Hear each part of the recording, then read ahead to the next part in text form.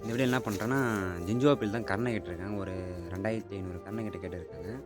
நம்ம வந்து காலையிலே வெட்டிங்கிறோம். இன்னும் வெட்டினே தான் இருக்கிறோம். எப்போ வெட்டி முடிப்போன்னு தெரில.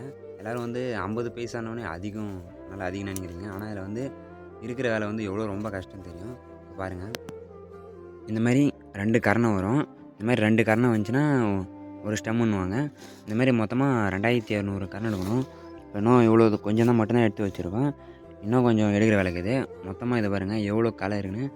ஒன்றும் தனித்தனியாக எடுத்து களை தனியாக பிரித்து நம்ம அரைக்கும் போது பார்த்திங்கன்னா அது எப்படி இருக்குது பாருங்கள். மொத்தமாக களையாக இருக்கும்.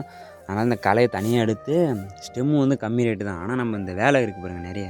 ஒன்று ஒன்றா எண்ணி எடுத்து தனித்தனியாக பிரிக்கணும். இப்போ இது பிரித்ததே இதில் பார்த்திங்கன்னா இன்னும் எவ்வளோ களை இருக்குது பாருங்கள்.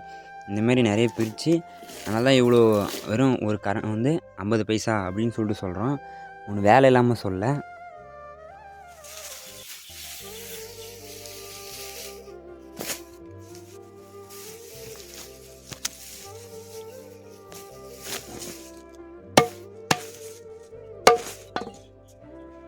ஒரு 2500 கரணை ரெடி பண்ணாலே ஒரு 2 மணி நேரம், 5 மணி நேரம், ஒரு 3 மணி நேரம், 4 மணி நேரம் கிட்ட ஆகிடும்.